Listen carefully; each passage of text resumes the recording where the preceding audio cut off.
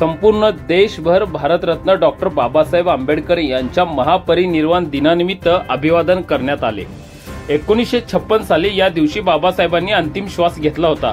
त्यांच्या स्मृतींना वंदन करण्यासाठी मुरुम येथे पोलीस उपनिरीक्षक डी गव्हाणे, पशुधन अधिकारी देशमुख, दत्ता हुळमुजगे, पत्रकार महेश निंबर्गे, झुंबर बनसोडे यांच्या हस्ते डॉक्टर बाबासाहेब आंबेडकर यांच्या पुतळ्यास पुष्पहार घालून अभिवादन करण्यात आले।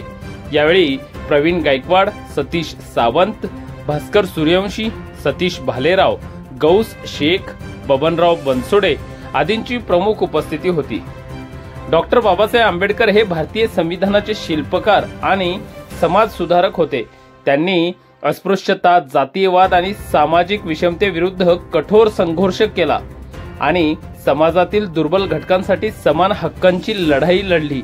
डॉक्टर बाबासाहेब आंबेडकर यांचे विचार आणि कार्य त्यांची प्रेरणा घेत आजच्या पिढीने समानता आणि न्यायासाठी कार्य करण्याची गरज आहे, असे उपस्थित मान्यवरांनी आवाहन केले। यावेळी मंडळाचे अध्यक्ष विशाल गायकवाड, किरण गायकवाड, आनंद कांबळे, आशिष गवई, अमर भालेराव, अमोल बनसोडे, सूरज कांबळे, आशुतोष गायकवाड, शुभम सावंत, समीर सोमवंशी, विवेक भालेराव, भैया सूर्यवंशी आदींनी पुढाकार घेतला। सूत्रसंचालन धम्ममित्र अजिंक्य मुरुमकर तर आभार आकाश गवई यांनी मांडले।